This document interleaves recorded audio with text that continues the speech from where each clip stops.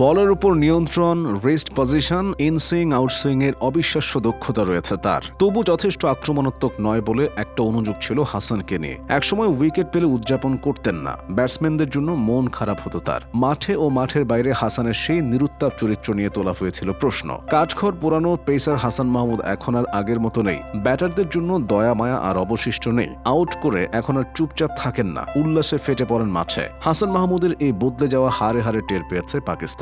২৬ রানে ৬ উইকেট হারিয়ে ধুঁকতে থাকা দলটি লিটন দাস আর মেহেদী হাসান মিরাজের ব্যাটে ঘুরে দাঁড়ানোর পর বাকি কাজটি তরুণ তুর্কি নাহিদ রানাকে নিয়ে তো করলেন হাসানে। এর আগে দাঁতে দাঁত কামড়ে লিটনের সঙ্গে ক্রিজে টিকে থেকে মহামূল্যবান ১৩টি রান কেবল করেননি, বাংলাদেশ দলকে নিয়ে গেছেন পাকিস্তানের প্রথম ইনিংসের কাছাকাছি। এরপর বাবর আজম, রিজওয়ানদের বোকা বানানোর পালা। শুরুটা করেন তিনি, কখনো আউটসুইং, কোনোটা ইনসুইং। ঘরের মাঠে চেনা পরিবেশেও পাকিস্তানি ব্যাটারদের আসলে কোনো জবাবই ছিল না। লক্ষ্মীপুরের জন্ম হাসানের জন্ম ১৯৯৯ সালের ১২ অক্টোবর। পড়াশোনা করত মাদ্রাসায়। ক্লাস ফাঁকি দিয়ে ক্রিকেট মাঠে পড়ে থাকায় বকুনি আর পিটুনিও কম জোটেনি কপালে। তবে খেলার প্রতি আগ্রহ দেখে শেষে পরিবারও এগিয়ে আসে। ১৩ বছর বয়সে ২০১২ সালের শেষ দিকে লক্ষ্মীপুর জেলা ক্রিকেট একাডেমির কোচ মনির হোসেনের সঙ্গে পরিচয় হয় হাসানের। ঠান্ডা মাথার এই কিশোরের মাঝে সম্ভাবনা খুঁজে পান তিনি। তাকে ঝালাই করে তৈরি করতে থাকেন ভবিষ্যতের জন্য। এরপর এই কিশোর ভর্তি হয় বাংলাদেশ ক্রীড়া শিক্ষা প্রতিষ্ঠান বিকেএসপিতে। কেবল ক্রিকেটের প্রতি ভালোবাসার কারণে বাবা মায়ের চেয়ে দূরে থাকতে শুরু করে।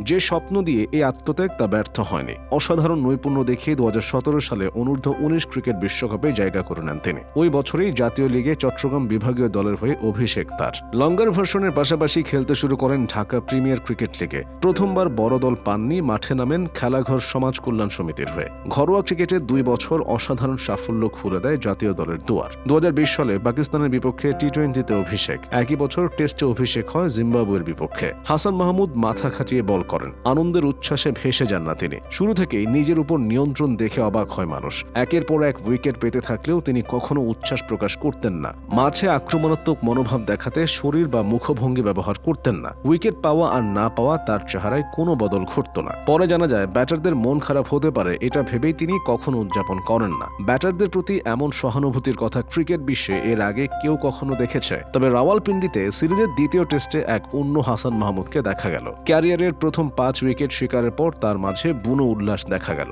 নিজের উপর তো বটে, বোলিংয়েও হাসানের নিয়ন্ত্রণ, বিশেষ করে তার আউটসুইং ব্যাটারদের ভোগাতে থাকে অনেকখানি। নিজের প্রথম ৩ টেস্টে ১৪ উইকেট তো আর এমনি এমনি পাননি তিনি। ওয়ানডেতেও ২২ ম্যাচের ২১ ইনিংসে ৩০টি উইকেট পাওয়া ৪টিখানি কথা নয়। ১৮টি টি-20তে তার উইকেট সংখ্যা ১৮টি। তবে ওয়ানডেতে আর টি-20তে ওভার প্রতি রানের দিক দিয়ে এখনও কিছুটা পিছিয়ে তিনি। ওয়ানডেতে ৬ করে আর টি-20তে ক্যারিয়ার গড় ৭.৫ করে। নতুন বলে ব্যাটারদের অনেক ভোগালেও পুরান বলে এখনো অনেক কিছু শেখার আছে তার। ২৫ বছর বয়সী তরুণের সামনে অনেকখানি সময় রয়ে গেছে শেখার জন্য। তিনি যত শিখবেন বাংলাদেশ দল এগিয়ে যাবে তত।